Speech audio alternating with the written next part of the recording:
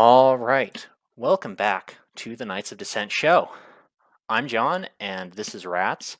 And today Hello. we have a very special guest, Vinny. Hello, what's going on, guys? Well, a whole lot today. but, Yeah, we um, we just finished recording another show. so, That went well, very well. yeah. Well, we're here today to get Vinny's input on the FTX crash. So, just some background. Like, Vinny, what's your sort of background in finance stuff? Sure. So I'm a student of finance and I minor in economics. This is actually a blossoming passion of mine. I originally started college studying entrepreneurship, but halfway through, I decided that I wanted to actually focus on more quantitative, market oriented skills and transition into finance. Now, the caveat to that is I've always been interested in sociology and how people relate to each other and how markets are formed out of that, how these mutual desires between people facilitate trade or will lead to trade, and then from there markets are formed and market behavior exists. So um, that's kind of a background on me. Uh, as far as my scholarship and academics go. Okay, so how did you become interested in the FTX crash? I became interested in the FTX crash when a lot of the analyses that I read seemed to indicate that the proprietary token FTT that the exchange issued was an asset. And I was sitting there and thinking one day, and it occurred to me no exchange ever blew up from buying too many assets or selling too many assets. So there was a disconnect in my mind between what the token was being called and its behavior um, in the end that blew the firm up. Huh.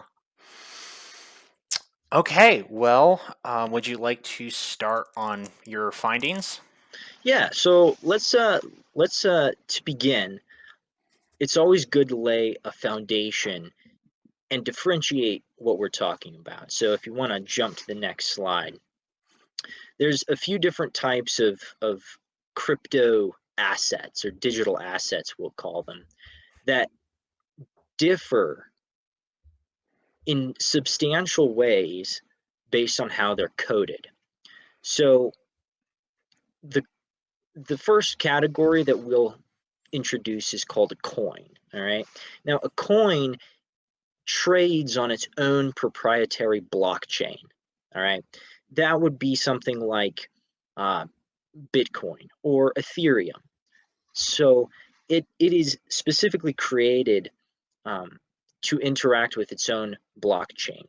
From there, you can say that cryptocurrencies or coins are mined, meaning that someone has to come along and go through a hashing function in order for transactions to be verified on the blockchain.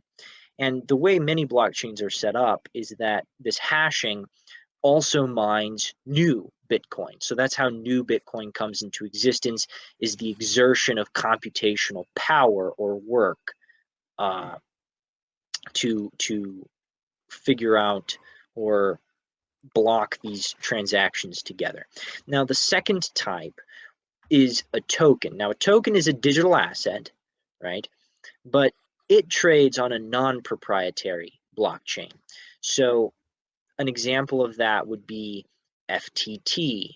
I believe DAI is another token. Now, what's interesting about these is that they derive their value from the market. So when people trade these tokens, that's how its value is derived. And there's no computational work necessary for new tokens to come into existence. They're simply issued by a firm. Okay, so a token is almost like a smart contract. It's something. It's a ownership title written on someone else's blockchain. Is that Correct. Correct. okay? Yes. And if you go to the next slide, you can see there's this standard that's been created called the ERC20 token standard, and this was invented or written up rather, so that people could issue tokens on top of the Ethereum blockchain and that they could relate to each other or interact with each other, so to speak. Because the way it was before is there would have to be like proprietary code in order for someone to get one of these tokens. But now they trade interchangeably on the blockchain. So again, it creates a standard that allows tokens to interact on Ethereum, and it uses a smart contract for generation mechanism. It records balances and it transfers the tokens between accounts. So that is called a deployer contract, and that's how the asset comes into being. Huh. So could you explain how a deployer contract works in practice? Yes, so the deployer contract would be written up, and it dictates uh, kind of the mechanism of how the coin transfers between parties. The token. The token. That Just to be clear. correct. Yes, Okay. thank you. The token. Got to be precise with those terms. The token it tells the world like the quantity, the amount of token that can be minted. Now, tokens are minted, coins are mined. So it tells the world the amount of token that can be minted. It records transactions between parties uh, if certain criteria are met, and then it records all of those so it knows who has what. Now, that's important to remember because it's the smart contract that's doing the recording, not transactions being blocked together and then hashed by a third party verifier. Okay. So if I'm understanding this correctly, um, basically there's this thing that's written that sort of sits on top of someone else's blockchain Hmm. that determines how much of this token is created and keeps track of who buys and who sells it, um, essentially eliminating the need for a proprietary blockchain that actually has to update itself, like Bitcoin or Ethereum. Yeah, yeah, I think that would be a fair characterization of a deployer contract. Okay, For so clarification, I'm not a computer scientist, so I really couldn't tell you all of the mechanics of how it works. I can only speak to that general understanding I've come across or formulated in my mind from reading about how these work. okay, so are deployer contracts effectively autonomous in that you set them up and you just let them run, or can I tinker with them from the back end? And if so, is that apparent? Is that transparent because um, it is on the Ethereum blockchain? So there's kind of two questions as to whether it can be set up from the get-go to have super users, and then whether that's fully transparent on the blockchain. Yeah. I'm not sure as to whether it's fully transparent. The thing about it is a lot of these contracts are written up. Well, they're not really written, they're coded, correct? And then there's a document, like a written English document that goes out to the public that explains how it works. I'm not sure that a lot of people who actually interact with the deployer contract or these smart contracts even understand or go through the code to verify whether it works the way they've been told that it works. That leads into the concept of a super user, and yes, from the get-go, there are there are wallets or individuals who may be allowed to go in and change the way that the deployer contract works. Huh. Okay. I guess that makes sense. I'm not really like big into crypto, so I guess that makes sense. Yeah, neither am I. Neither am I, to be honest. Hmm. Okay. So, would you like to move to the next slide? Yeah, let's move on from that. So let's draw this back to FTT. You have a firm, FTX, right, who All right. wants to create this token to trade on the Ethereum blockchain. And they create it and it goes out there and is sold. So I came up with this thought experiment to kind of describe how we may view FTT. I call Adam in a cornfield. So Adam is created by God and he's just placed into a cornfield. What monetary value does the cornfield have? In accounting terms, it has no value Correct. And why would that be the case? because there's no market transaction. There's no market value of the corn. It was not purchased at a market price.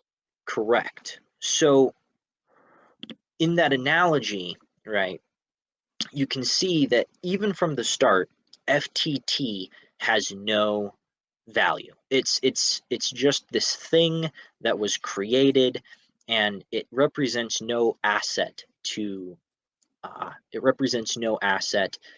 FTX. So if you want to hop on to the next slide, F, we'll kind of break. Go ahead, F, Rats. What do you? sorry, FTT, that's a token, right? FTT is the proprietary token that was issued by the FTX exchange. Okay. So it's just being minted. Okay.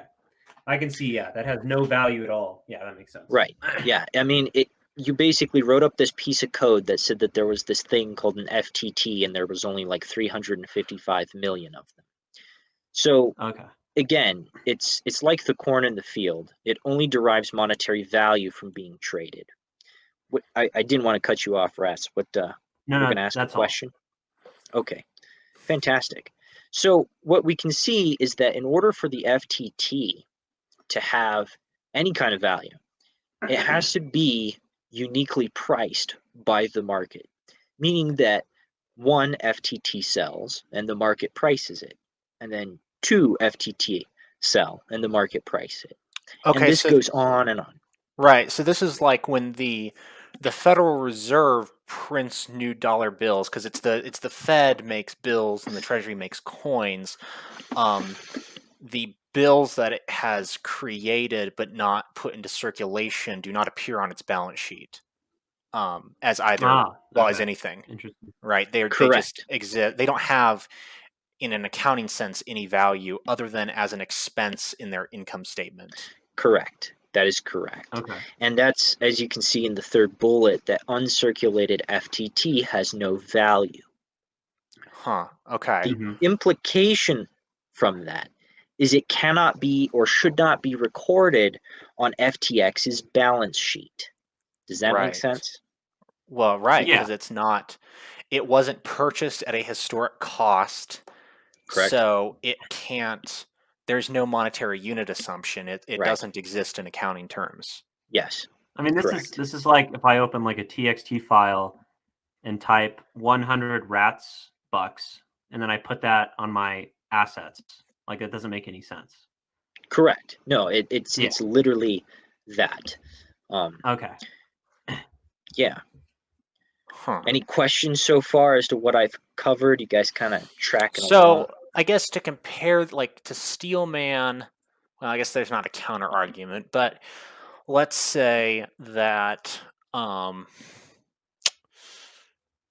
I came into some like random wealth, like corn just fell out of heaven into my open corn basket. Okay, would that represent an asset to me in accounting terms if it just came from nowhere? No, Okay. because because in accounting terms we can only ascribe value. Okay.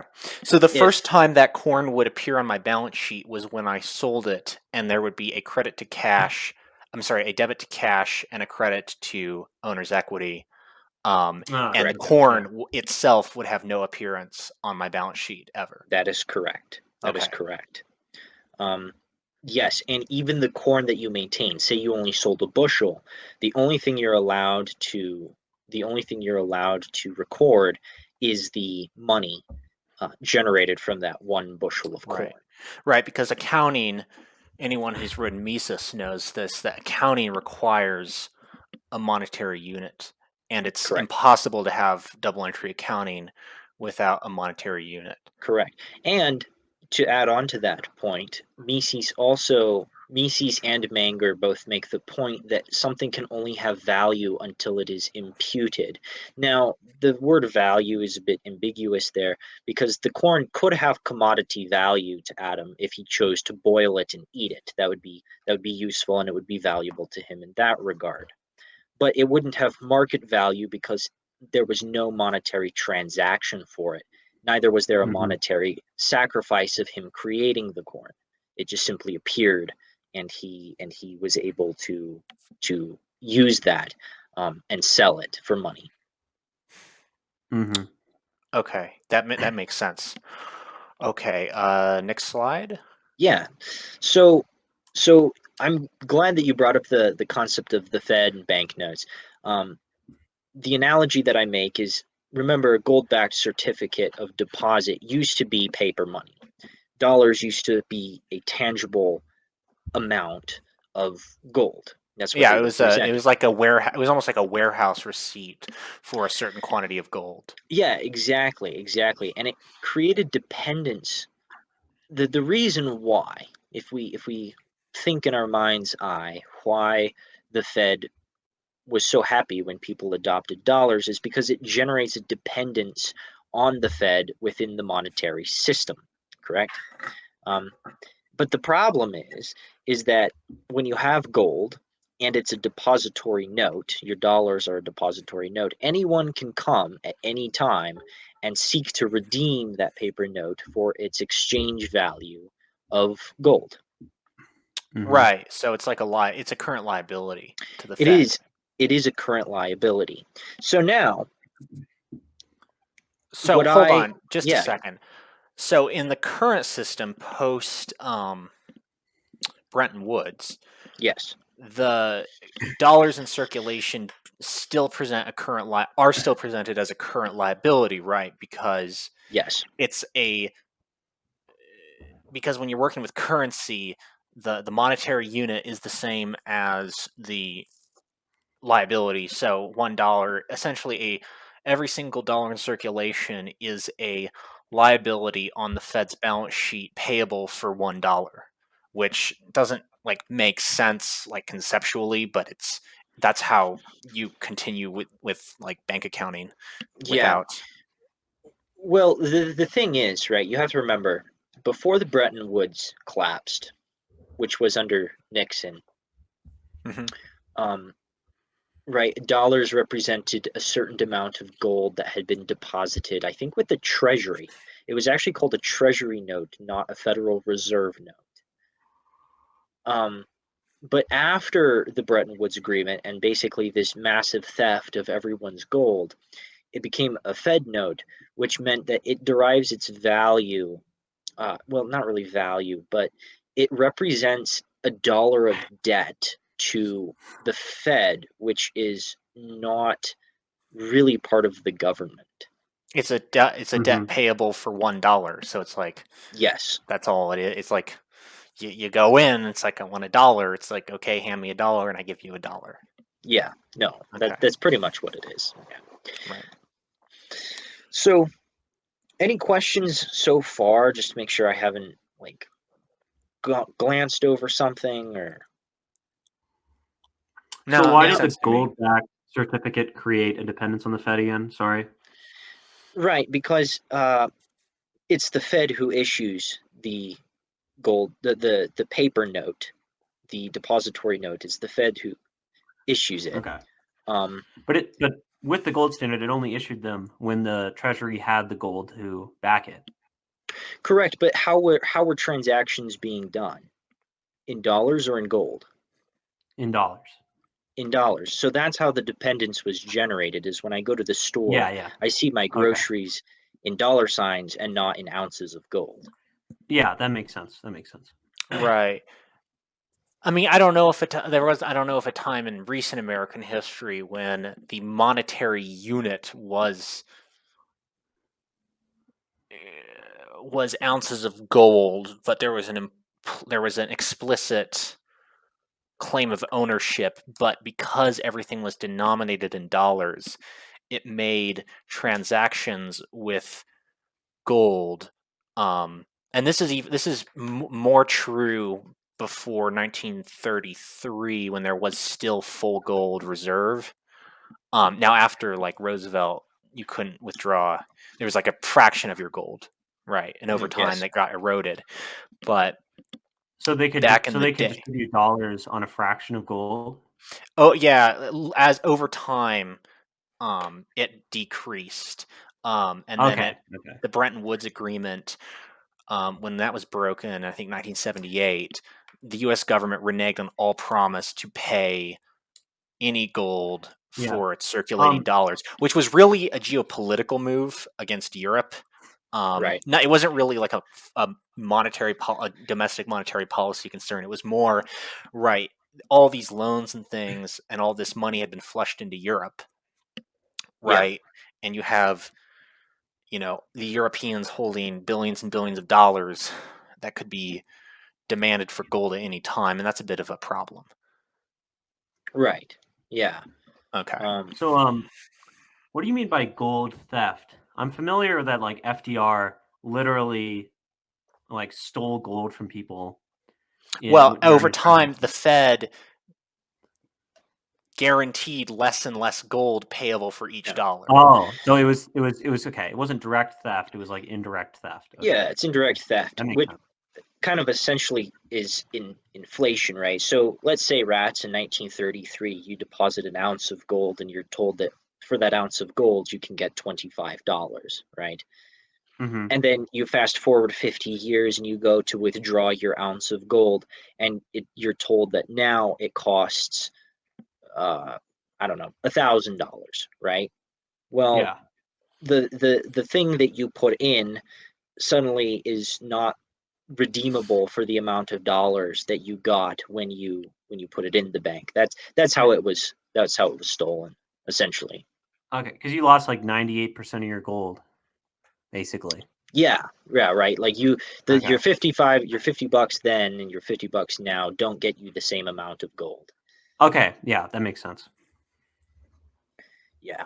So now what's interesting here is we take that framework, that valuable concept taken from U.S. monetary uh, history, and apply that to FTX. So why would FTX have any kind of incentive to issue FTT? Next slide. Yeah, I think if you can hop over one. Let's see. Yep. So it would have an incentive to issue FTT to generate dependence on the FTX exchange system. Okay. Hmm. So people who use the exchange, right, a lot may want to hold FTT because part of the promise is that you would actually get fees reduced, transaction fees reduced if you performed them with FTT. Uh, the the important thing to make note of, and this is addressing some arguments that might be made against FTT being considered a current liability, is first, FTT does not represent equity. It's pretty apparent that if you consider, right, that equity is partial ownership in the company, a person who owns the token does not have voting rights over what happens to the exchange. So it is not reasonable to call it or think of it in the sense of a share of stock. Neither does it represent long term debt, because long term debt means that there's an obligation of FTX to pay you for holding FTT. Because there was no obligation or legal claim from FTT holders on the assets of FTX, it's not long-term debt, meaning that the only thing that it really can be is short-term debt. Huh. Could it be considered preferred stock? I mean, I guess it doesn't pay any. There's no dividends, right? There's no claim to dividends. Correct. So, yeah, I guess legally there's no. And if FTX is dissolved and goes bankrupt, does an FTT holder have a legal claim to the assets, a residual legal claim after all debt holders have been paid to the remaining liquidated assets? No, they do not. Okay, so it's not. It is not any kind of equity. It is not any kind of equity. And moreover, the to bolster that argument, I say, right, hypothetically, and we're going to let's jump forward a little bit to the collapse here. No company has ever truly gone out of business from their stock not trading on a stock exchange. Are you with me? Right, Mm-hmm. because there's no. It doesn't mean. I mean, it being de-indexed off the stock exchange is bad for you, but you Correct. cannot, by definition, your assets cannot be exceeded by your liabilities from just that alone. That can never happen. Yeah. I think of it in even more simple terms is that if I'm company X producing widgets and my stock price goes to zero, that has no effect on my ability to continue producing widgets and doing what it is that I do as a business, right? Okay, so The, it doesn't. Basically, it doesn't change my cash flow from operations directly. that is correct. That is Okay. correct. Okay. So hold on, let me think about this for a second. So, what if I'm holding treasury stock? That's an asset to me, right? Correct. So if the value of the treasury stock goes to zero, could that contribute to bankruptcy? I'm just thinking like conceptually. If you're holding treasury stock and the treasury stock goes to zero. Yeah. Could that be a cause of bankruptcy? Well, for you as the holder, yes, possibly. If your assets decline enough, well, I don't know. That one's weird because it's long-term capital. Like it's not a Right. short-term asset. So Right. it really doesn't have any effect on the net working capital of Right. a company. For those who don't study finance, net working capital just means your current assets, what you generate in a year, minus your current liabilities, what you spend in a year, and you want that number to be positive, because that means that you're generating more than what you're spending.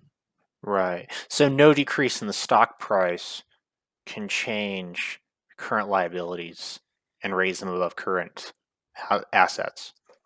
That is correct. Yes. Okay. All it means is it may affect your ability to issue stock in the future, right? And Right. generate like capital that way, but you're not going to immediately go out of business from your stock going to zero. Right. The fact that FTX almost blew up simultaneously with its token kind of becoming worthless indicates that relationship between equity and company operations did not hold true, which means you really can't think of it again as equity. So, just to be so, a circulated FTT token has value because it provides a discount through the FTX system if I trade things through FTX. That's how it gets value.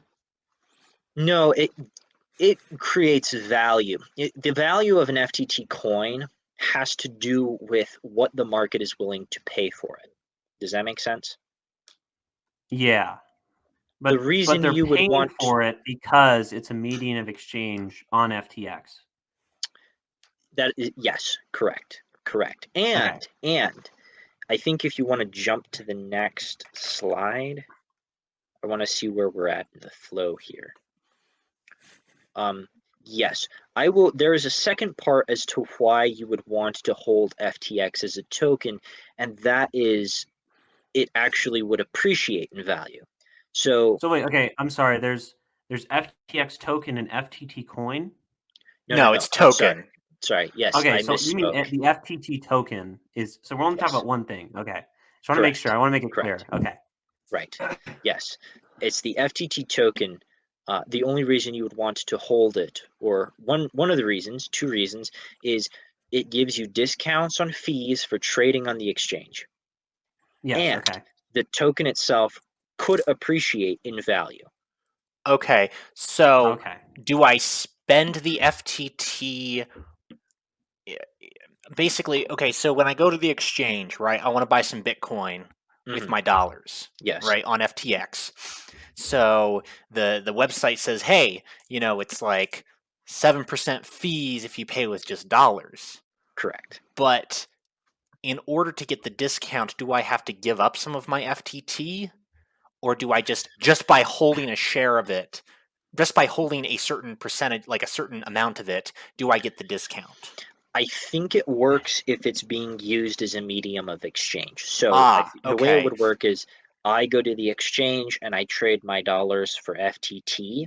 When I trade my FTT for Bitcoin, I get a haircut off the Right. transaction And fee. then Now, I don't think like FTX, it wasn't just regular cryptocurrency they were trading.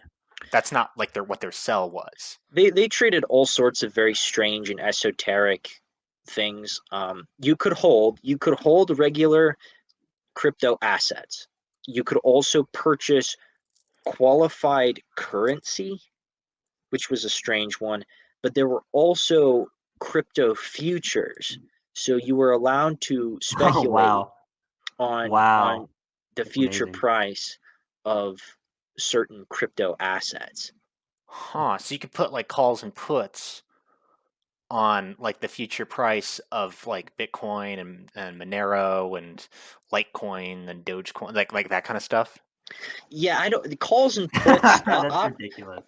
optionality on it. I know that there are crypto options, but I don't know if that was what people were trading. It's more like speculation on the future price. So if I bought, a future on Bitcoin at a certain strike price and the spot goes above, that means I'm allowed to, uh, let's say, I'm allowed to purchase Ethereum for $20, but then the spot price is above that, so then I can turn around and immediately sell it for 25 at a profit. That's kind of an example of Huh. how people would be So it's not speculating. like commodities futures trading. Yeah.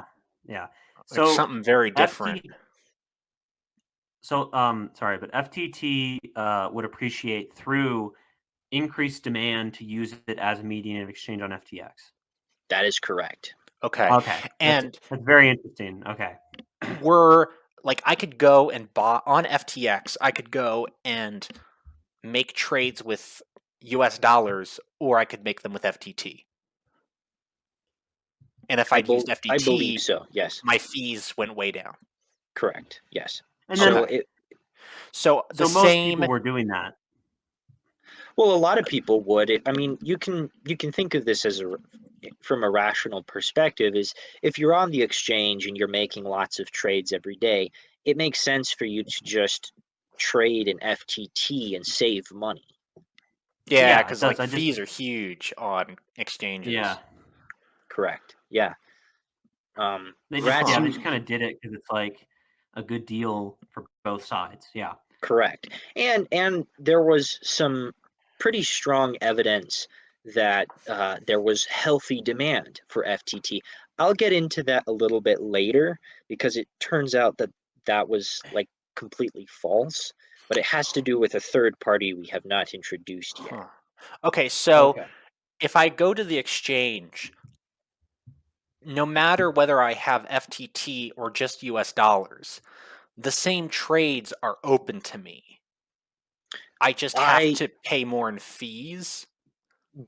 I believe so. There were some special perks and privileges associated with holding FTT, but I don't think they were. It was just like early access to some stuff. Um, I don't know. I'm not 100% sure. Like Well, the other. it can almost be said that like FTT on the FTX exchange is a direct upgrade from dollars. Correct. If you're bought into that system. Yeah, if your entire company or your entire day trade is in FTX, you might as well just convert to FTT tokens. Sure.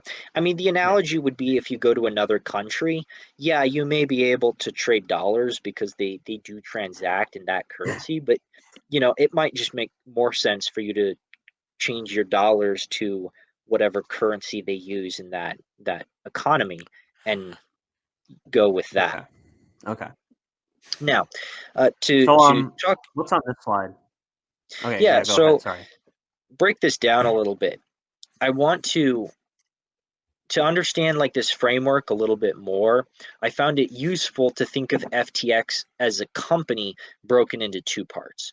So you have FTX Exchange. They hold customer deposits, they facilitate exchanges and transactions, and they collect fees. And then there's FTX Bank. FTX Bank issues FTT, much like a central bank does, and it also makes loans to outside parties. Now, are these loans made in US dollars or in FTT? They FTX, just to clarify, um, the company made loans to its sister firm in dollars, I believe, FTT, and then stablecoin. For those who don't know, stablecoin is a coin that is usually tethered to a currency like the US dollar or a basket of goods. So its price is much less volatile than something like Bitcoin. So just to be clear, they're not making outside parties. They're not making loans to like there's no like loan tab on the FTX website where I could take out an FTT token loan and use that to trade. No. You mean like short FTT? No, he's saying like No, this I was just not a meant like a loan. was not a No. commercial bank. Like you couldn't go in and ask for a loan as an ordinary Oh, Joe. yes, correct, Well, because I correct. know there are like crypto, like Celsius did that. You could take Right, a loan yes, in Celsius. So I was just right. curious. But okay, now I understand. Yeah. It was a banking function, but it was more for the procurement of funds. So it didn't officially function as a bank. I'm calling it a bank because that's kind of how it is operating. Yeah. Huh. So let's hop on over to the next slide. Yes. So that third party that I talked about, it's Alameda Research. Now, Alameda Research is an interesting party. It's a sister firm of FTX. Both were started by the same man, Samuel Bankman-Fried. Yeah. SBF removed himself, kind of, to start FTX. A partner of his named Carolyn Ellison, whom I also think was a romantic interest of his, Yeah, yeah. was the Yeah. CEO of They had like a polycule in the Bahamas. I know about yeah, this event. something like that. Yeah. Um, Let's just say their physical appearance fits each other perfectly. to say the least. To say the least. What we do know, what is certain, is that basically Alameda Research and FTX were married since the beginning of the two. It's not. Uh, they really functioned kind of as a sister firm, if not like part of the same company. Now, Hmm. Alameda Research made an interesting contribution to the FTX ecosystem. That is that they were a large market maker for FTT. Now, I want to break those terms down a little bit. An exchange works to bring together buyers and sellers of many various assets. That could be corn, it could be oil, it can be stocks from different companies. A market maker is someone who specializes in facilitating transactions for one very specific asset. So, well, FTX was an exchange for a variety of cryptocurrencies. Alameda Research specialized in facilitating exchanges for FTT. What's interesting is there's a research report for those who are interested from Nansen Research, their crypto research firm, is called Blockchain Analysis: The Collapse of Alameda and FTX. They go through an amazing job of documenting the mechanics and transactions between FTX and Alameda and the eventual collapse of the two firms. What is interesting is they make the point is there's a suspected relationship that between these various wallets that are all really controlled by Alameda Research and FTX. So there's two consequences of that. First, it's not really apparent that there was any kind of buyer. So if you would go to Alameda and you were like, I want to sell FTT, they may not actually have a real buyer.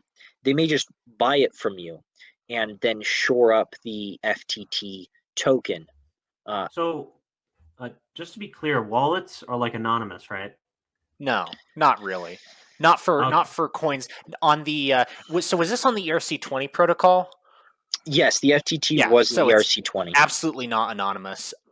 It's Okay. hard to So crack they who knew of owns wallets. which wallet, but it is possible inductively to figure out who's trading what.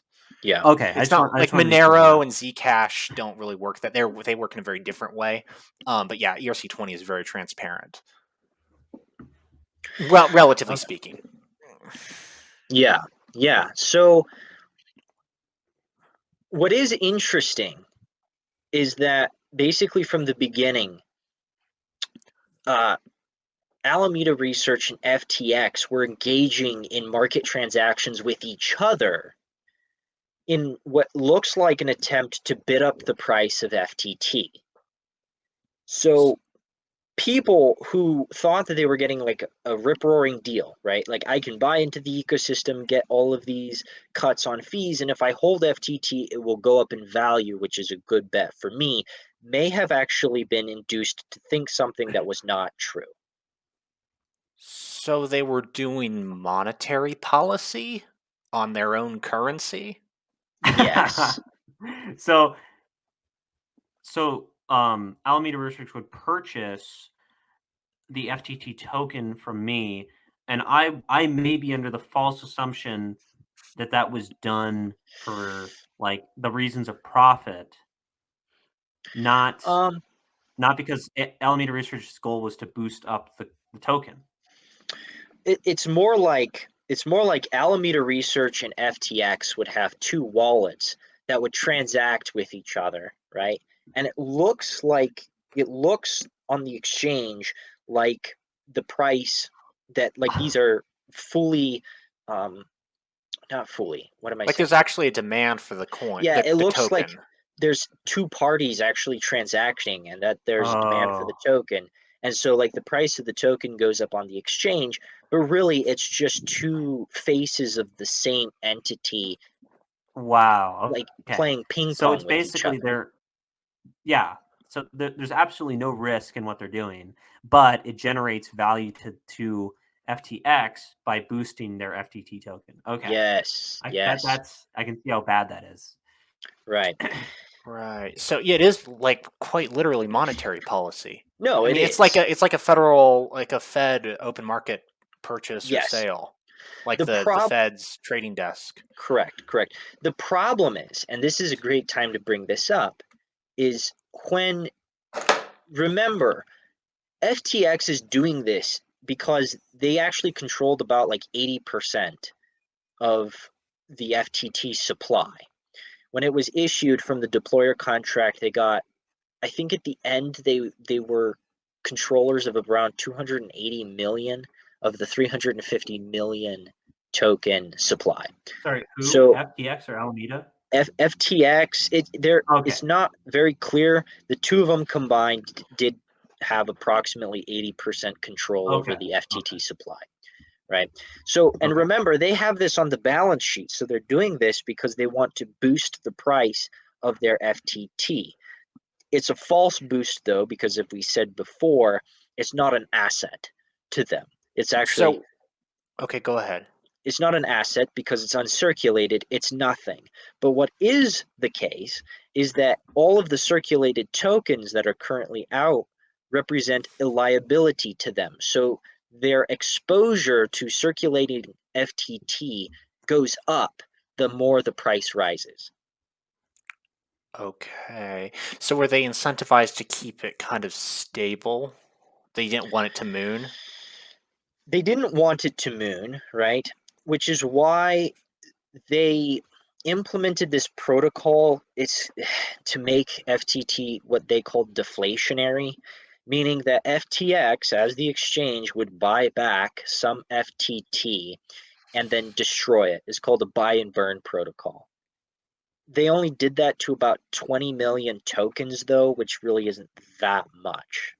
Yeah, it's like Yeah, that's 360 out of what, million. 350 million? Yeah, out of 350 million. That's like basically nothing. So really what you see is that their exposure is just going up the more they engage in this scheme.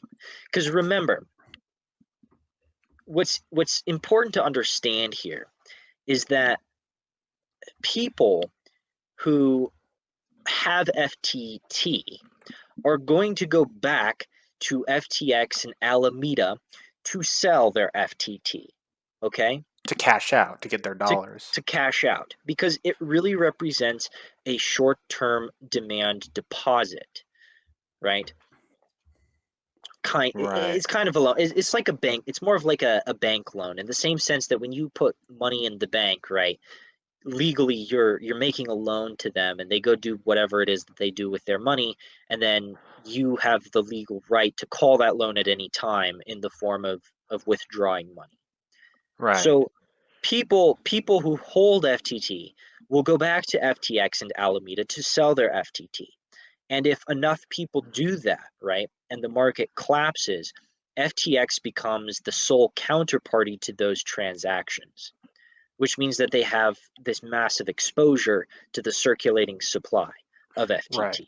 So they when I go to FTX and I give FTX $1,000 and I buy $1,000 worth of FTT, Yes, that $1,000 worth of FTT represents a demand deposit that I can withdraw as a claim against FTT that I can withdraw at any time, right? yes, hypothetically, like Okay. But th- just th- assuming that the system actually worked as designed and there wasn't hidden fraud, that's what would supposedly happen. that would be what supposedly happened, right? Yes, Okay. So then I have this demand deposit certificate FTT that I can go buy things with on their exchange, yes. right? Do they have to keep a full reserve of my US dollars in their account? Or like a bank, do they go and loan that money out? Ah, that is a fantastic question. Well, remember, FTX didn't even really understand what it was messing around with here. So my understanding is that they would take that money and it would become loans for Alameda Research. So again, this Oh, isn't wow. really confirmed, but allegedly Alameda Research, on the testimony of Carolyn Ellison, collected interest-free loans from FTX. And in So, exchange, Okay. So they weren't okay. So what you're saying is that if these allegations are true, they were not just making loans with money that they brought in as net income through fees, but also with the money that was in demand deposits in for their their on FTT. okay. So if That's we called fractional reserve banking. correct, and it actually gets worse if you go to the next slide. Um, well, on top of that, it's when I purchase the FTT tokens, I'm purchasing it at a rate which is artificially inflated by the transfer of FTT between Alameda and FTX. That's correct. We call it a false Okay, economic that's signal. that's where it gets bad for me.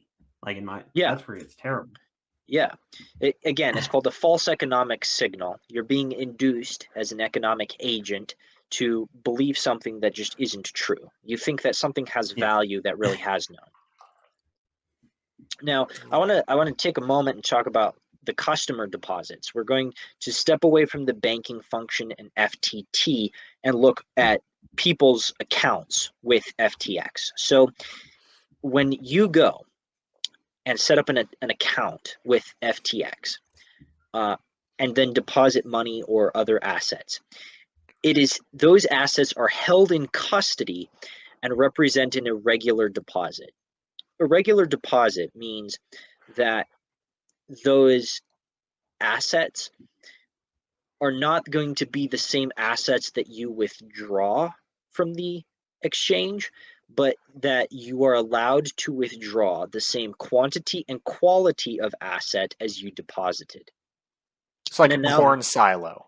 Yeah, an analogy would be like a corn silo. When you put in a kilo of corn, that kilo of corn isn't going to be exactly the same thing that you get back, but you are entitled for the same weight and quality of corn as you deposited with them. Now, ownership Okay. of that is controlled by the depositor. So at no time when I put in my assets to my FTX account does that ownership leave me. And that is even reflected in FTX's user agreement, which said it essentially affirmed that at no time does FTX treat or view any of its customer assets as its own, which means that the exchange maintains a fiduciary duty to keep assets ready for customers at any time. So if I wanted to withdraw my $1,000, that $1,000 should be in FTX's wallet for me to pull out at any time. So they have to keep vault cash, what a bank would call vault cash, equivalent to, well, not necessarily vault cash or reserves, equivalent to the market value of the FTT I purchased at the time I purchased it.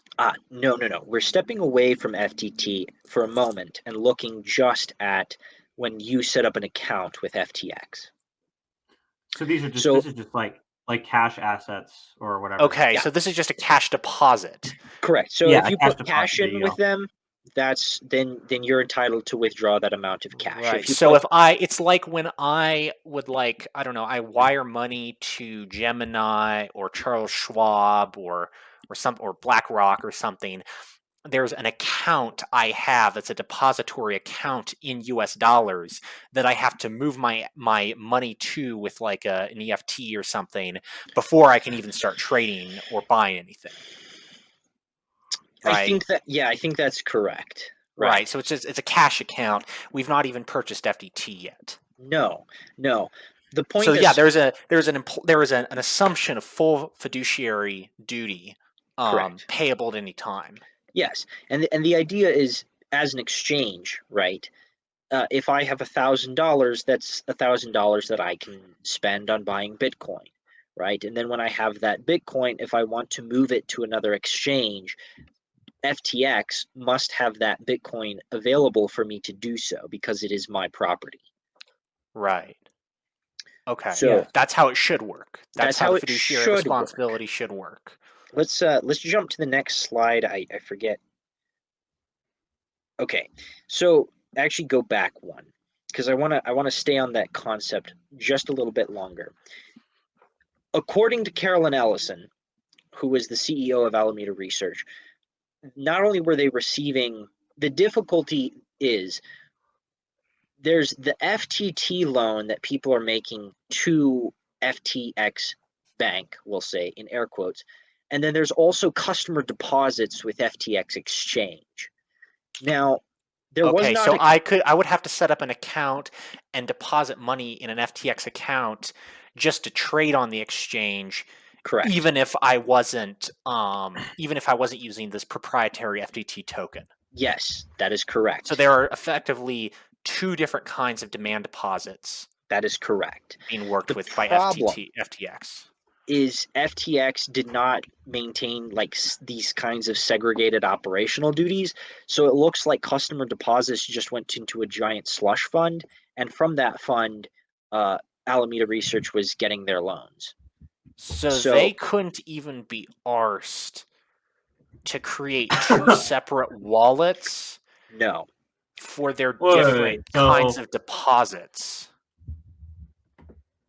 Well, remember, so remember, they're not viewing FTT as even a deposit. They think it's an asset that they sold, and like they just are making money off of. Yeah, but that's not true.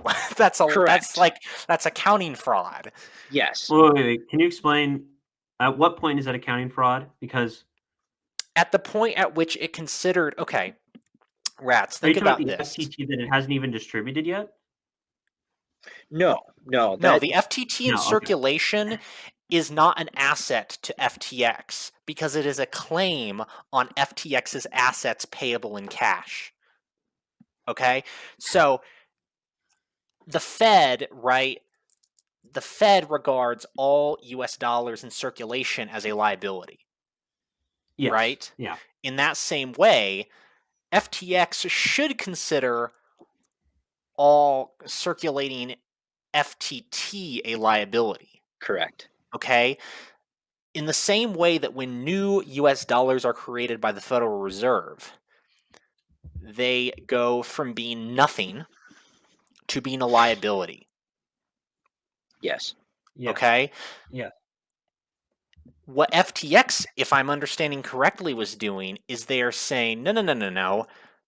It starts out as an asset. We essentially create a new asset every time Yes. we appropriate new FTT from this Oh, whatever you called it's it. like double dipping, basically, Okay, because it you're would be like generating if you money went from into your selling. spreadsheet file and made 1,000 rats coin and said, "Hey, this is 1,000 rats coin debit to my assets and 1,000 rats Yeah. coin Yeah. credit to my owner's equity." No, it has no market value yet. It was Correct. not Yeah. purchased at market value. And worse yet is if rats, right, you sold me some of that token, right, whatever, rats coin, Yeah. and then all of a sudden you appraised the remaining uncirculated rat coin at that market value. So now all of a sudden your assets Oh. have gone up and you're super happy and doing the rats dance when in reality That's like that you're giga capitalized. You're like Patrick Bateman, like, Like, I mean, your capital okay, ratios are just let me get this straight. fabulous. So FTX would value unsold FTT at the market rate as an asset. yes.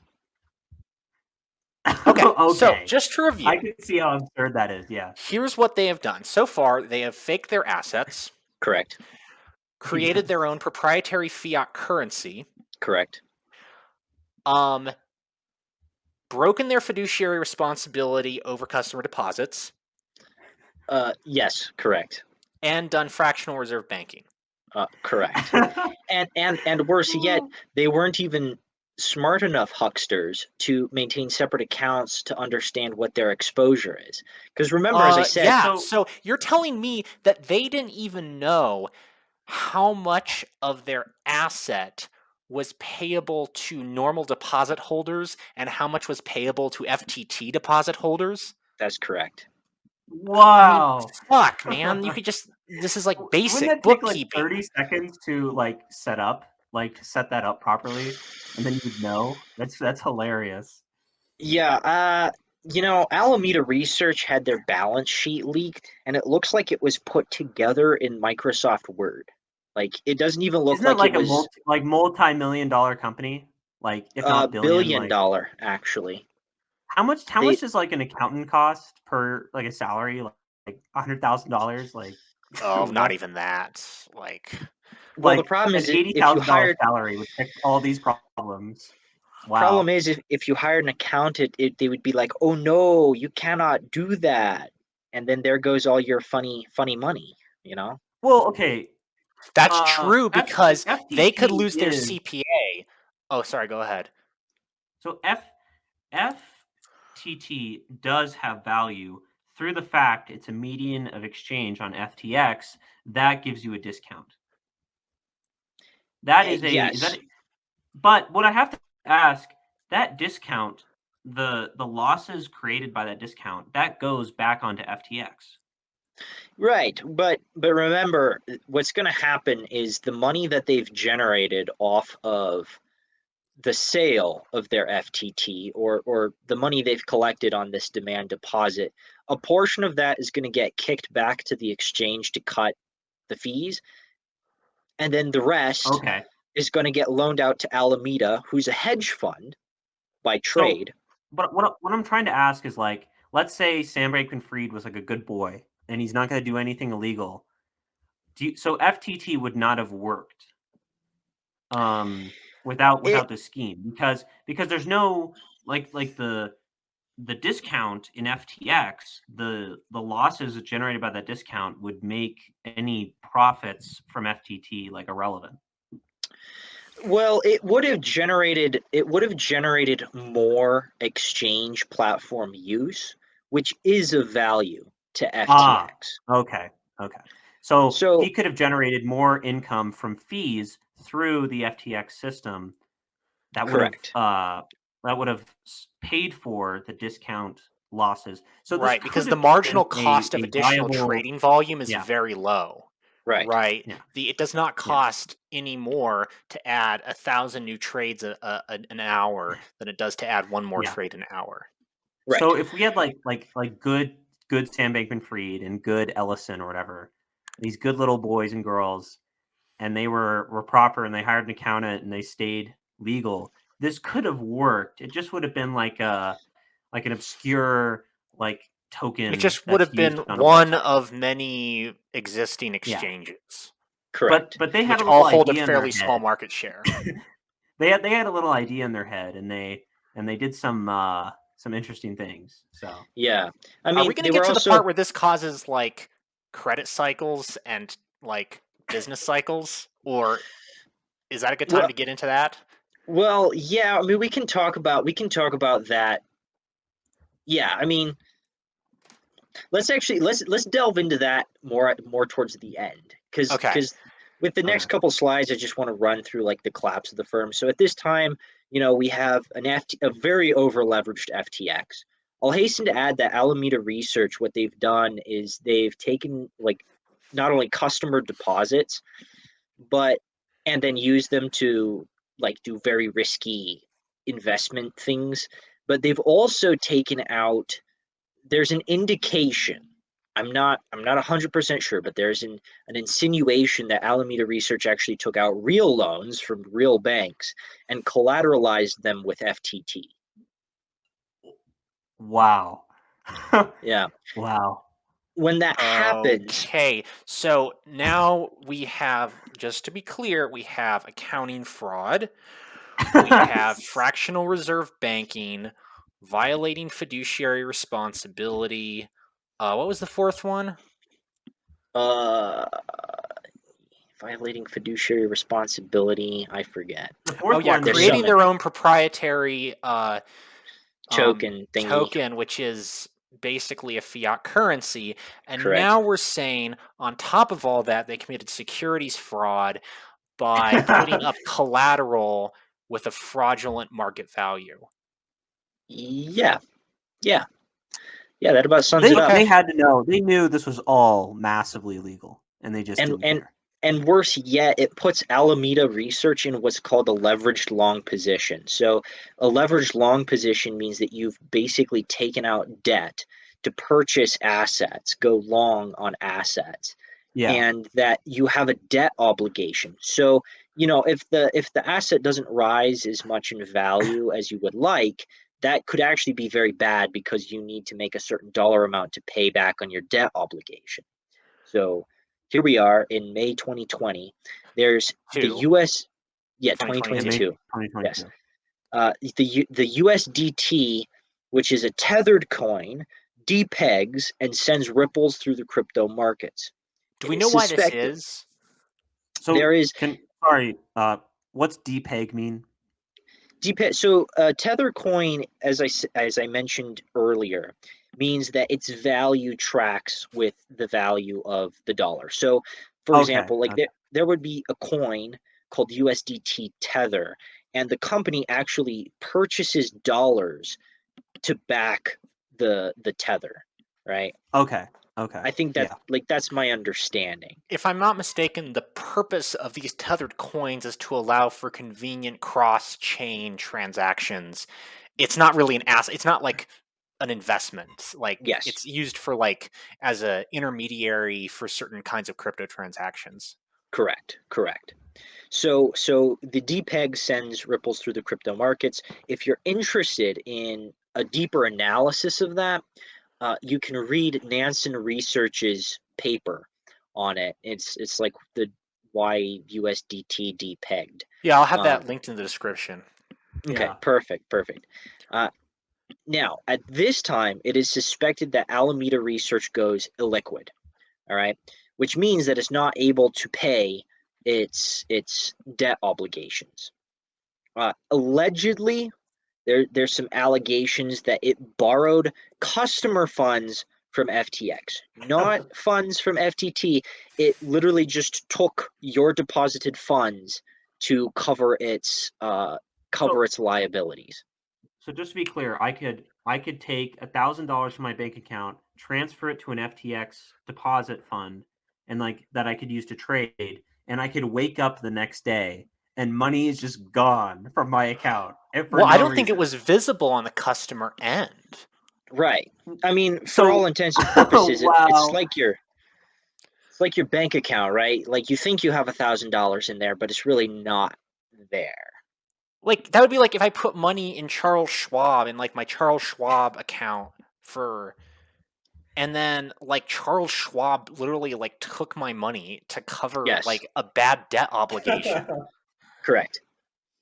That's Hell, not man. under their terms of service at all. No, that's illegal. That's fraud. Yeah, okay, that's completely illegal. Okay. And Yeah. remember, that completely violates FTX's own user agreement, which says that it Yeah, does not yeah, yeah. treat customer deposits as their own property. So that's a big no-no. And now they're very, very over leveraged because not only are their customer accounts essentially demand deposits now, right? Instead of just a custodial deposit or an irregular deposit, it's actually like something that's a liability. But Yeah, it's a also now mutuum they're loan. It's basically a mutuum loan. correct. It's basically a loan from the customer to FTX, callable at any time. And they're Hmm. also over leveraged on their FTT. Um, Again, allegedly, Alameda Research borrows from other firms using FTT as collateral. The reason why this is important is because when you do that, I believe most loans are structured in a way that has a liquidation agreement. So if the collateral falls below a certain amount, it's liquidated and the loan is called, um, just as a safety precaution to the person who's making the loan. So skip on over to the next slide. We progress to November 2nd. CoinDesk releases a report that Alameda holds a large position in FTT. It's So we actually didn't even about know, like we didn't even know about Alameda's role in this until the correct. crash. We actually suspected that they were separate firms, or the public was led to believe that they were completely separate So firms. what was Alameda doing before the crash? Just they would purchase FTT, but what else were they doing? Well, they were a hedge fund, so they would take positions in crypto assets, um, leverage it up, try and make lots of money, um, Okay. and Okay. do trades and stuff like that. And this Uh, was ran by Sam Bankman-Fried's like girlfriend or whatever. Girlfriend, correct. Yeah. Right, but Now they there, were also, if I'm understanding correctly, they were also loaning out customer deposits that they got from FTX, essentially as like a shell bank, mhm, um, correct, basically doing fractional reserve banking on people's deposits, yes, um, for FTX, and they were also taking out loans collateralized by with FTT. FTT, which they were manipulating the price of with monetary policy. Yes. Yeah. Wow. Now, what's interesting is Alameda, as I mentioned before, is the market maker for FTT. So the reason the CoinDesk report is important is because a market maker really isn't supposed to have a huge vested interest in which way the market goes. All they're supposed to do is unite buyers and sellers together. When you have a market Okay. maker who has a massive position, it looks kind of suspicious. Right. Well, because originally market makers were these guys who like sat in the pit of the stock exchange. Like they were people. Market makers were people. Correct. And you would go to them and they would be like the guy whose job it is to sell a certain asset type, and their bread and butter was made on fees. Correct. I mean, and the way it would work is you would go to Steven, who's the market maker, and Steven knows a guy who wants to buy 1,000 Apple shares, and you want to get rid of a Ah, thousand okay. Apple Okay. shares, and he would make that happen because he's like the central hub Right. of making that market flow. Um, that's He's the the guy that idea. So is essentially Alameda guarantees like a liquidity. Rats. What's is Alameda like a false market? What are they called? Maker. maker? Market. They're like a false market maker though, because Yeah. I mean, it's like in a fake transfer between FTX and FTT, or correct. Correct. FTX and Alameda. I mean, I, again, like the on-chain research can't really suss out what was happening, but it's doubtful as to whether there was really a counterparty and it was just FTX buying up shares of F Oh, or wow. tokens of That'd be FTT. like if Steven said, "I know a guy who wants to buy 100 apples," and then it's actually not that guy, and it's like the Apple company buying the apples back or something. Like, No, that's just treasury stock. That would be like if Steven himself was just buying up shares to pimp the price of Apple stock because he had a large share of it and wanted to dump it eventually. Correct. okay, It's kind of okay, it's kind of like a pump and dump scheme. Is like you just bid it high and then sell and make money. okay, Um, okay, that makes Right, sense. and this also allowed this also effectively this is what allowed Alameda to take out those massive loans with FTT as collateral. correct. Were Correct. these phony asset purchases um to keep the price stable? Yeah, that's my understanding. That's what it looks like. What we do know is after November 2nd, both the CEOs of Alameda and FTX come out publicly and both say that the firms are still solvent. They do so via Twitter, and those tweets have been since deleted. Now, shortly after, Binance, which is a separate exchange, announces that it's very suspicious of Alameda's large position and is going to liquidate their FTT holdings. Why would FTX ever go insolvent? If everything they said about themselves was true, what would allow them to go insolvent? Well, there's nothing if they were truly functioning as an exchange, it should not have ever gone insolvent because what is there to go insolvent over, Right, because right? it's making net income on fees. That's Yeah, it. it US all dollars have not changed in value. yeah. Crypto has. Their net income is still worth the same for this year. Yeah, and more importantly is they're just an exchange. They don't have A position any in this USDT or yeah. They're just right. bringing people together to buy and sell. Did people know that they were basically doing this fraud with FTT and treating it as an asset before this? People knew that FTT was being treated as an asset. Um, It's just that I'm not sure if the public is as educated on these things as we would like them to be, and it just all seemed kinda kosher. So I'm sorry, but this is kind of like a newbie question, but Yeah, they have to release their accounting statements with FTT as an asset. You would think, but no, actually, because they're not a publicly traded company, they are not required by Okay. law to release their assets or Okay. So their. they could hide. Um, They hid all of this. Okay. Right, and even Alameda as a hedge fund, it's not a 10K. What is their filing with the IRS called? I'm not sure. Because their statements as a hedge fund are like simplified, not single step necessarily, but they're simplified financial statements that don't actually show the breakdown of the composition of assets and liabilities. Because obviously, if a hedge fund like publicly released all that information, everyone will just steal their secret sauce, right? I mean, the only way a hedge Right, fund yeah, stays ahead of the market is by having a secret investment sauce, a mix of debt and equity securities that they hold, Yeah.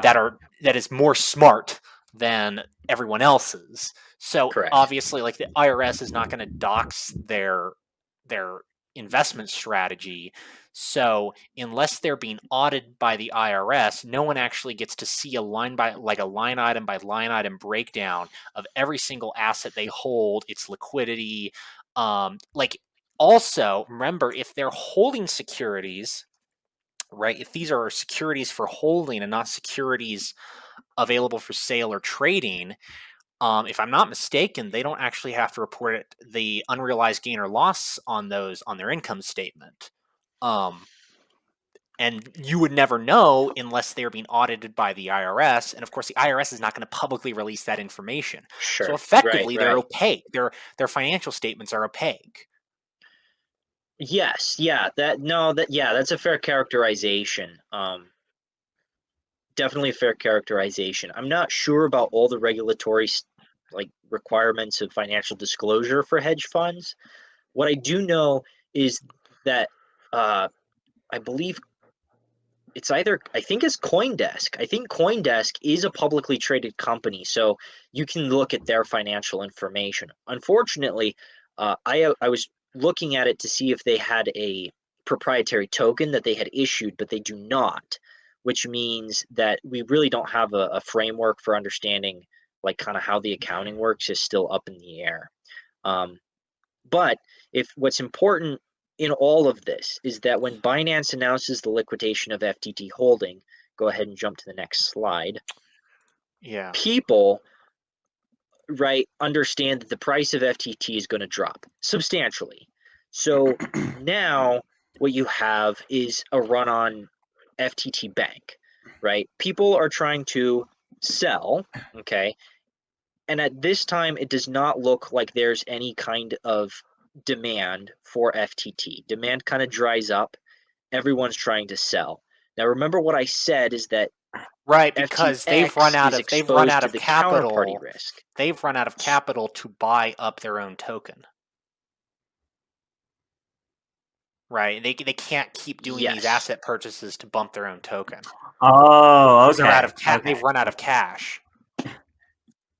Alameda has. Yes. Okay. Because So this Alameda all gets its happened cash from because FTX, and FTX is giving all their cash to Alameda for Alameda to cover its liabilities. So there's no spare cash for Alameda to do a large scale asset purchase to bid the price up. I see. Okay. So basically, Yeah. So go ahead. Sorry. go ahead, Rats. Oh, I. Oh, no What does this worries. have to do What with? happens at this point? Okay. I think we're lagging a bit. You go ahead. I'm just gonna shut up. Okay. Uh, so the run on FTT creates a huge sell pressure. The only person who is going to be the counterparty for that is FTX, right? Which means Right. that if we separate duties, FTX Bank is now in a liquidity crisis. Okay, does that make sense? Right. Right. Because they a long time ago they violated their fiduciary responsibility. Yeah, So what Plus, happens? And then on top of that, So when this starts happening, people start withdrawing their funds from FTX itself in cash, and they can't do it. Right. Well, keep in mind, let's think about this To conceptually. my okay, yeah, So the people who hold demand deposits, the FTT holders who have a corresponding demand deposit at FTX, when they go in to Yeah. cash out in this huge panic, they are actually FTX is entitled to pay them less than what they bought the FTT for because FTT is plummeted in value, right? Because everyone's trying to Yes. sell Okay. out, Yeah. which means that the amount of fractional reserve lending they were doing through this shell bank Alameda has to have been larger than the decrease in market price of FTT. So, because theoretically, if there's a run on your token, right, and that token is a liability, it's good that that token becomes worthless because then your cash payment to cover that liability is very small. But the Yeah. fact Okay. that That they makes could sense. not cover that liability means that the amount that they had lent out through Alameda, right, was more than the cumulative devaluation of the entire stock of FTT being brought in to sell. Yes. Okay. So that means there was a lot of over leveraging. right. And what happens is this situation where it's basically like the collapse of a monetary system. It People is. discover that their FTT is worthless. And then they realize, oh no, like, what if the exchange isn't good for its debts? So now they run to withdraw funds, which is bad because remember, the customer funds aren't there. They've been loaned out to Alameda Research to cover its illiquid position. And at that point, FTX as an exchange halts customer withdrawals, and then the whole thing Oh just wow. falls Yeah. apart. Yeah. And this could happen to the U.S. banking system at any time. Yeah. So this would be like if we did a little trolling and we went on like Reddit. We were like, Redditors, let's all withdraw our money from the banks at once. Basically. Yeah, the exact same thing would happen. Yeah. Okay. Only like FTX was like dumber about it and didn't have like enormous political power. Well, I mean, yeah, like if this happened, like the National Guard and the Army would be out in like 48 hours, like dealing with this problem. Like Right. order would be reestablished, but FTX doesn't have a private military, so Um, what's important to note is some general like guidelines that I saw in all of this on how they could have saved themselves is first keep a cushion of liquid cash to cover the FTT in circulation. That's like a no-brainer. hmm 100% reserve requirement. And that way if people felt frightened and they decided to make a run on FTX Bank first, they would get their money back. So it would calm that chaos a little bit. And then two, it would not have any spillover effect on the FTX exchange function. It's like people would still be able to make transactions and FTX would be able to function like normal. But what really killed them is that they had loaned out customer funds, basically misappropriated them to Alameda Research, yeah. and were unable to meet that demand. So just to be clear, um, I'm a low IQ dum dum. So what exactly? So did the depegging of USDT cause this decline of FTT? It was basically the trigger, sort of like how the housing crisis was the trigger for the '08 recession. On its own, it would have been a calamity, but a very localized calamity, like within a certain market being overvalued. Yeah. Okay. The way I would think about it is a lot of these firms held USD Tether essentially as a stable cash position to fall back on. Okay, Yeah. Okay. when it Because it's depegged, highly liquid within the crypto world, and it's very easy for covering positions cross chain. So it makes sense. Yes. correct. When it Can you? Okay. collapsed, right? Suddenly this secure position is worthless, which means now you have tons of risk in your portfolio. And if you were leveraged, right, maybe someone calls a loan. Uh, they there's this general contagion that happens in the crypto market where all of a sudden everyone's kind of over leveraged and doesn't have enough cash to cover their positions. Okay. Like general economic consequences of this. So what's interesting is people who are investing in FTT, which is just fake money,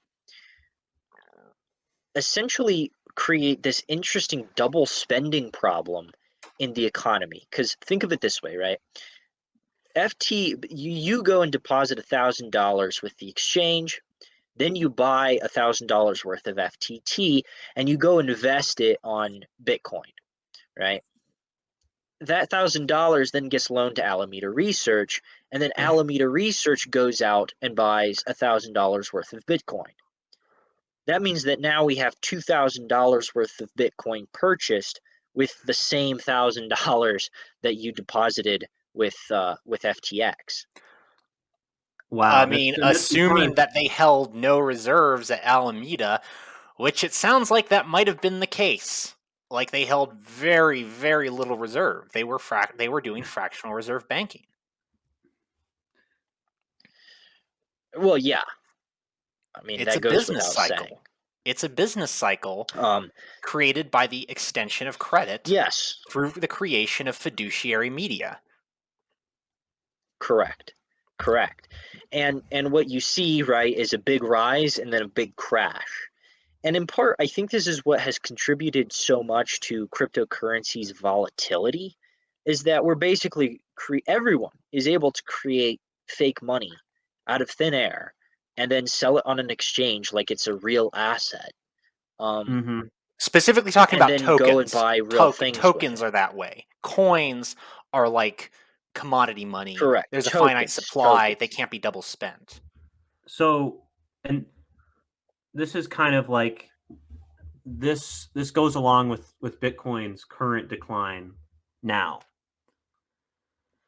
Possibly.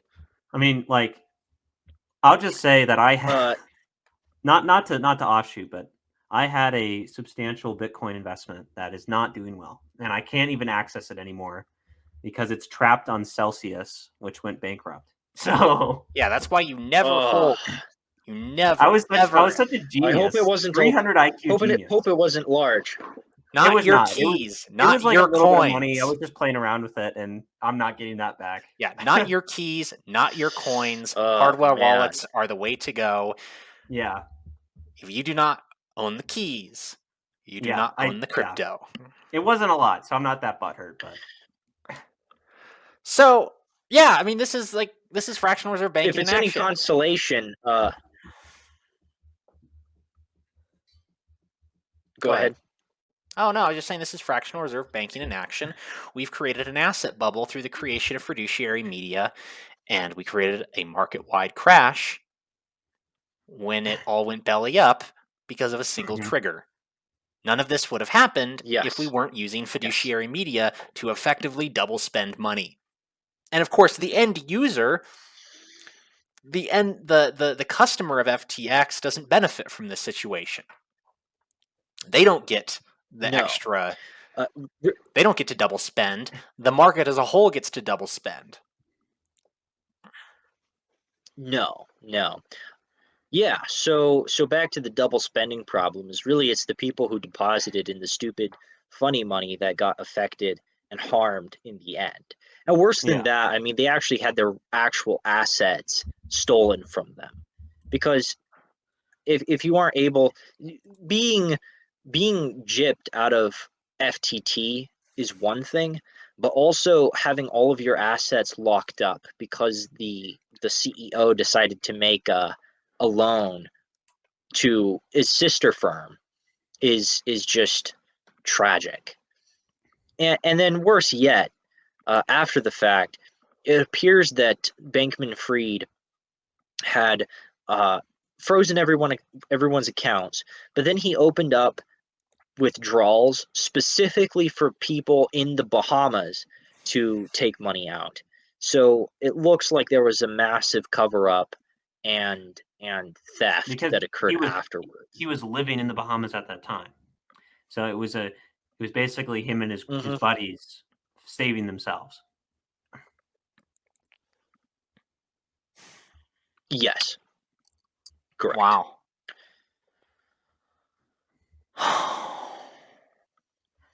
And that's kind of my hot take on the uh, FTX crash. The Ballad of Wow, Sam that Bankman-Fried. was great. Um, okay, so just one question. So when were they double dipping?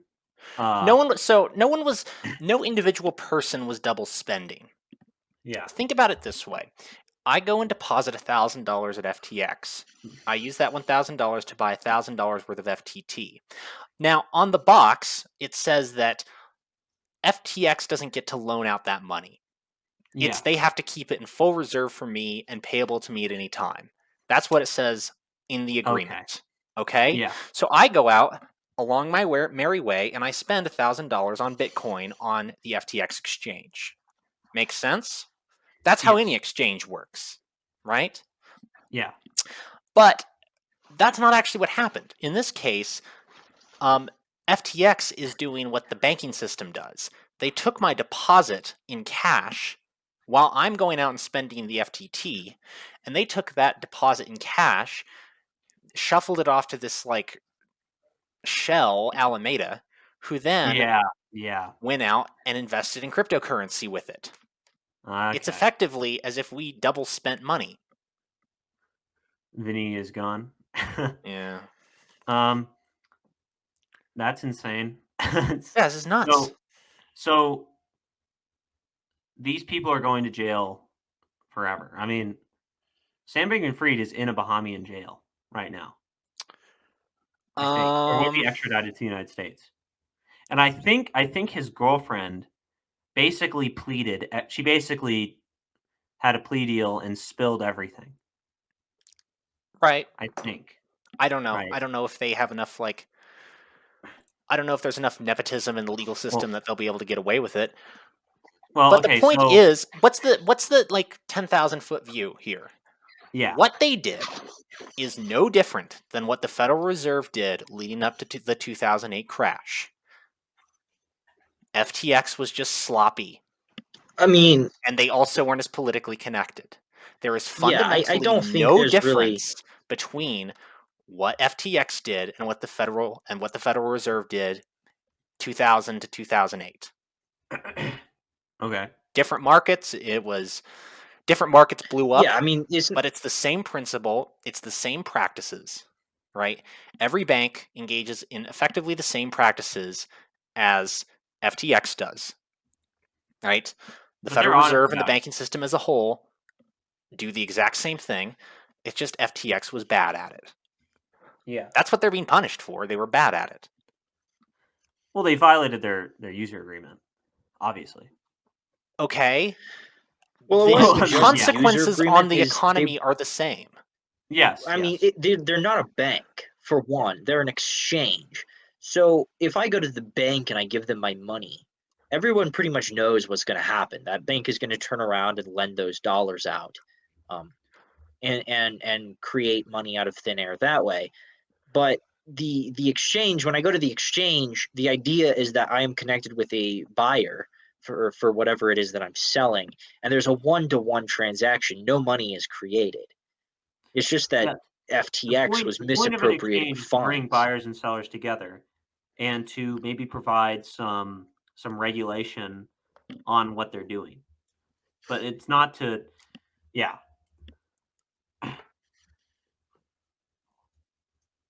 Wow. Um. So, Vinny, do you know, is saying Bankman-Fried and Ellison, or whatever her last name is, are they like in jail right now?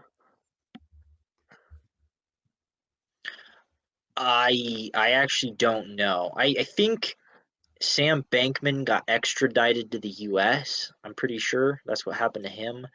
Carolyn Ellison is, I know that she's testified in front of I think it's the SEC. I'm not exactly sure. Um, I Did don't she know if make did SBF she is make in a plea jail. deal? Like, is she just going to spill everything? She may have. She may Okay. have. I'm not I know exactly Sam sure was. on the litigation. The full indict the Go full ahead. indictment against SBF has been published. So yeah, so the full indictment on SBF has been published. So it's really a matter of time to see where the chips fall, so to speak. So, how do you think? How do you think this is going to affect crypto long term? I mean, it's already been like 8 months since this happened. Oh no, it's been like No, it was in 4 months. November. Four, It's yeah, only it was a no, it was not in May. It was in few. November. It's Yeah. been like 4 months since this happened. What do you think? Like, what are the consequences of this?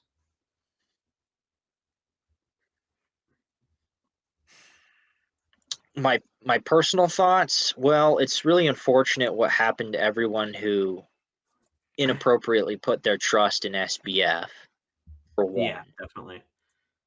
Whatever happens to him, I think that's a legal thing, Hmm. to be honest. And what I mean by a legal situation is it's really a matter of the SEC kind of figuring out what they want to charge him with and really unpacking everything that occurred. The difficulty is that the difficulty is that FTX had horrible record keeping, which I think was pretty apparent from from all of this, and that really we don't know. We don't know uh, the consequences. Hold on, I'm trying to think here on what I'm trying to say.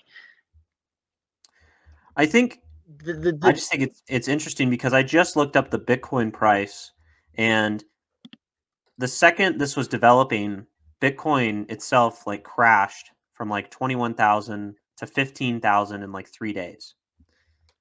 So clearly, this has had a very negative effect on the market, and it's like Yeah, it's I basically from only what I just recovered. see, yeah. Um, I've only been keeping up with Bitcoin more recently, so I couldn't say what its reaction was to this.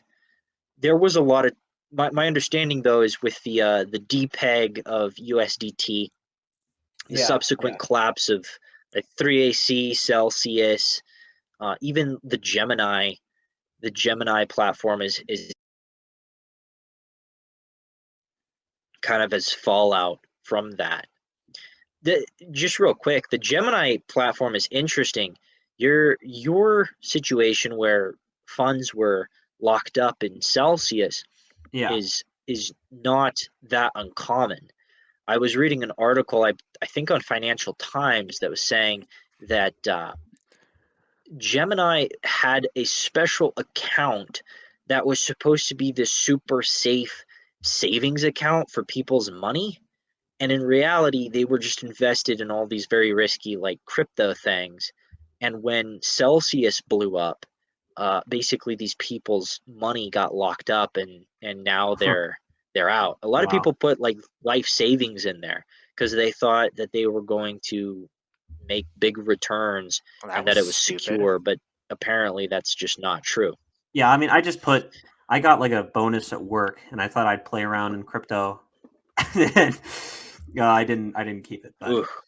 I mean, not a big deal. But like, What did John say? He said if it's not your key, it's not your crypto, right? Yeah, that's Yeah, right. what If does it's not your that mean key, Oh, you're not yeah. exactly? if you don't if you have your crypto in a custodial wallet on an exchange, you don't own it.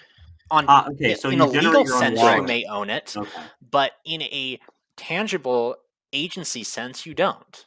Okay, so the safest thing is to have it in your wallet with your own key. Yeah, Okay. keep your your key passphrase written down on multiple pieces of paper hidden in your house, and you can Okay. recover it from that seed phrase at any time. That is the most secure way to store crypto. And that's the only Okay. way to secure crypto if you don't want this to happen to you. Crypto is not inherently bad in the same way that the housing meltdown of 2008 does not make houses bad.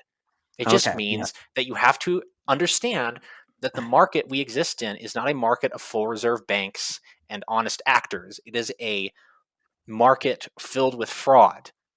In some cases, in many cases, institutionally endorsed fraud. Yes. And you have to be aware of that when you invest. And you have to be smart about that. Yep. This is not Correct. investment advice. Correct. Okay, Yeah, just to be clear, this it, is not This is all a financial joke. advice. This is None of all a us are joke. certified financial planners. None of this should be construed. Okay, I don't have the little copy pasta in front of me, but yeah, don't. This is not This is financial basically all advice. a joke, okay? This is a joke in Minecraft. Do Yeah, not. this is a Minecraft mod. We're talking about a Minecraft mod. Okay. So, Well, that was a great episode. right, right. Is there yeah, anything else we want this to was talk great. about before the episode ends? I mean, I think I've covered pretty much everything I came on here to say. Do Do any you of you guys have any questions or do you want to shill anything? shill? Like, Yeah, like any. do you write anything? Do you have a Twitter you want to share? Anything like that? No, that's all incoming. It's being developed. This Oh is man, we actually got like kind of the competition. We start got of competition. more of Uh, yeah. Well, I actually like more financial research than anything, so hopefully I'll find a way to get some of this stuff published and get my viewpoint out there because I think I've really stumbled on something, and that is considering these tokens as a liability. No one is doing it, no one's talking about it, and even the SEC seems to think that they qualify as an asset and not a liability to the firm who's yeah. issuing. So, so I hope that this perspective kind of catches on and that people understand the consequences of seeing it as an asset and not a current liability. Well, you've been a great guest, and you can share your perspective here anytime. So, Yeah, we'd love to have you on. Well, yeah. cool. I appreciate that. Well, Okay, yeah. This was a great episode. Thank you. yeah. Well, anyway, this has been the Knights of Dissent show. I'm John. I'm Rats. I'm Thanks for Vinny. watching. Okay, yeah, sorry I goofed the outro again. Well, anyway, thanks for watching. Go ahead, hit the like and subscribe, and we'll Comment be down back. below. Comment down below. What was your Yeah. favorite part? Okay. Alrighty.